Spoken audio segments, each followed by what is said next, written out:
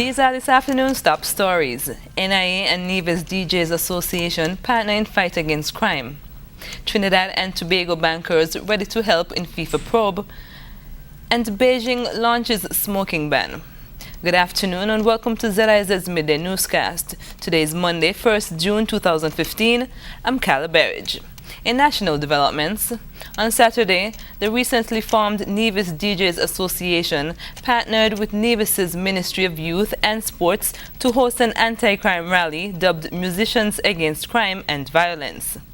Held in the capital city of Charlestown, the event commenced at 6 p.m. and featured a speech by Junior Minister Honorable Hazel Brandy Williams and musical renditions by local artists Tebulous and Deli Ranks.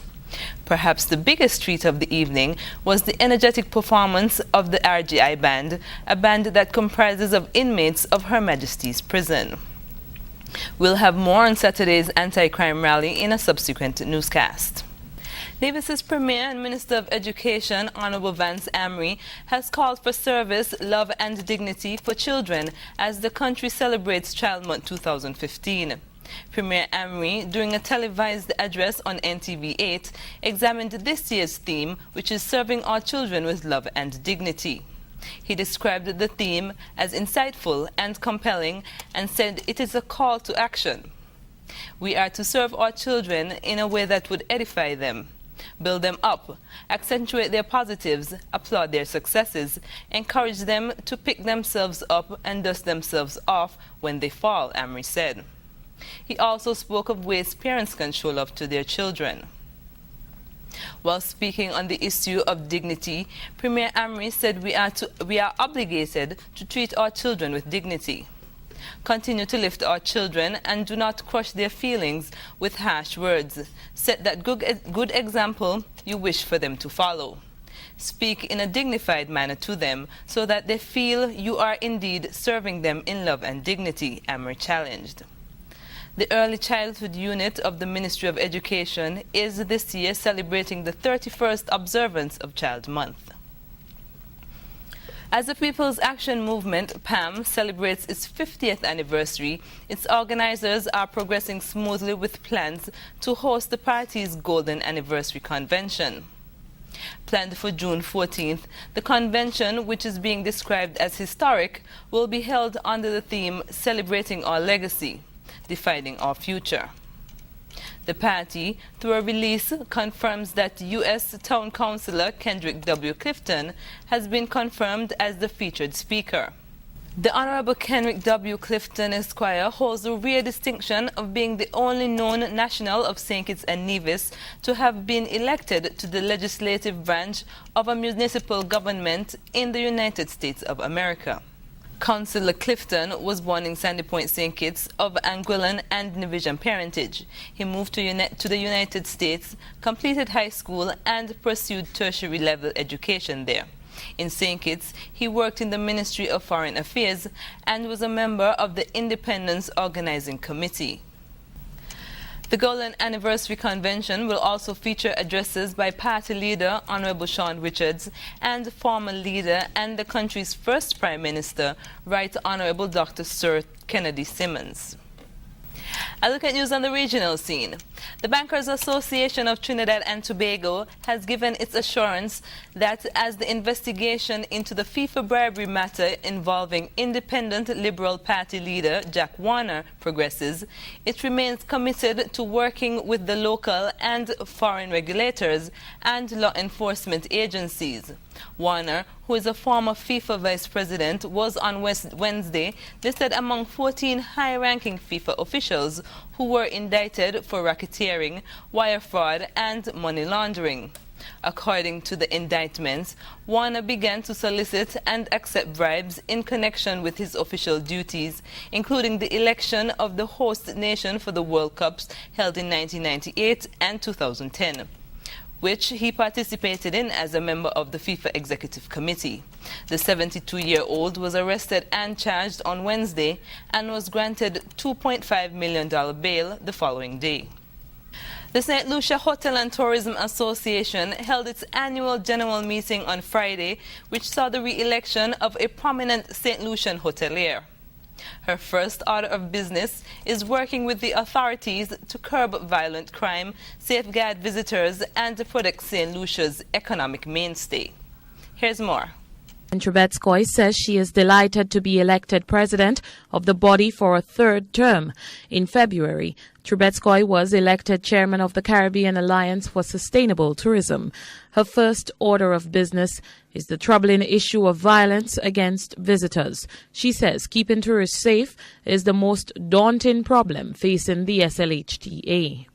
We are extremely concerned that there is a very slow judicial process that causes great upset to those that have been affected by crime.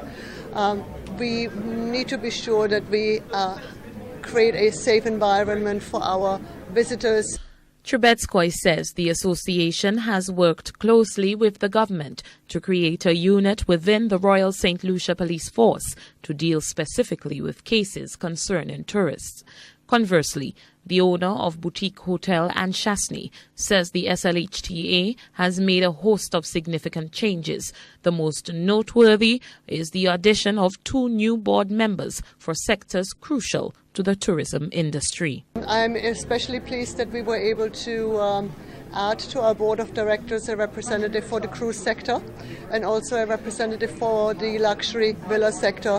Both of these sectors play an increasingly important role in our industry.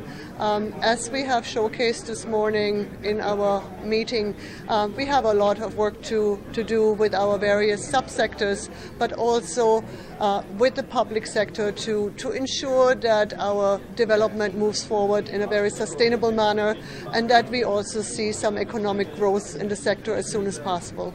In her third tenure as president of the SLHTA, she says she intends to tackle the pressing issues affecting all stakeholders in the hotel and tourism industries.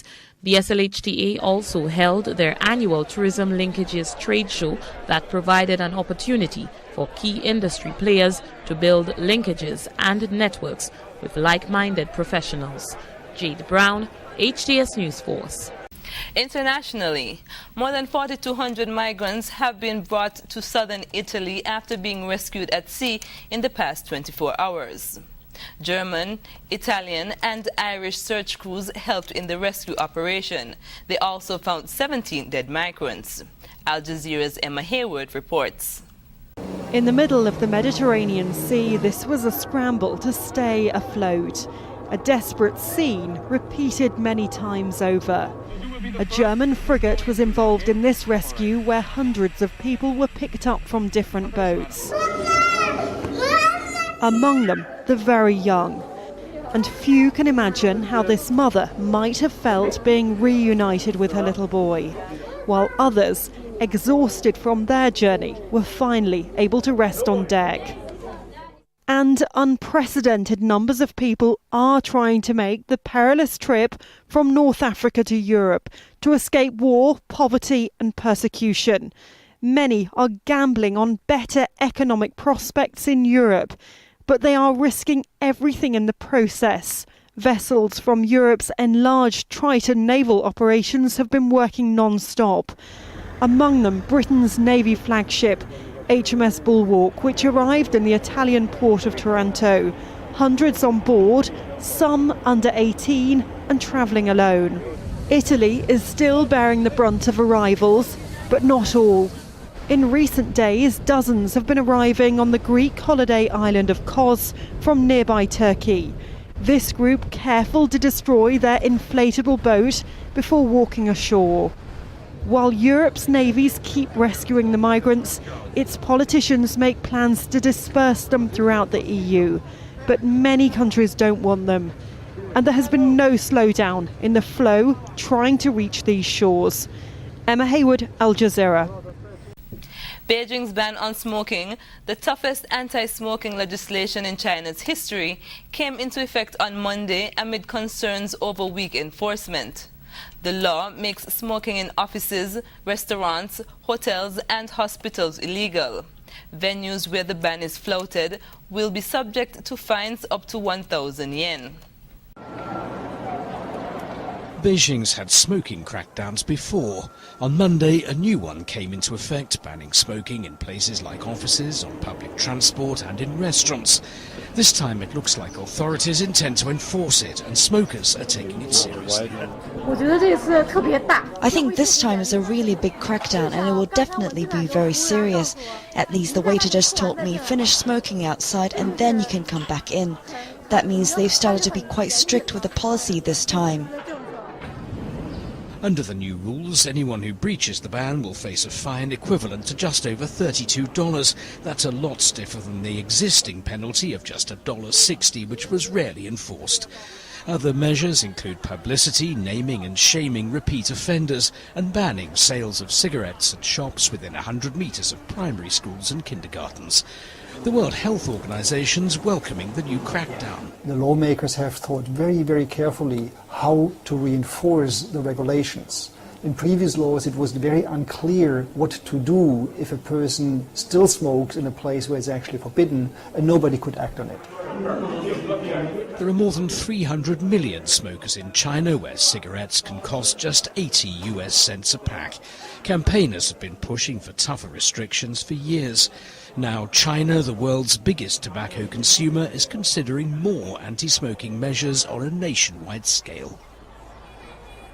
In the weather, today will be partly cloudy with a chance of occasional showers.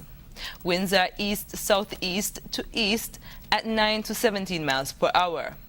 Seas are slight to moderate with waves up to 1.5 meters or approximately 5 feet.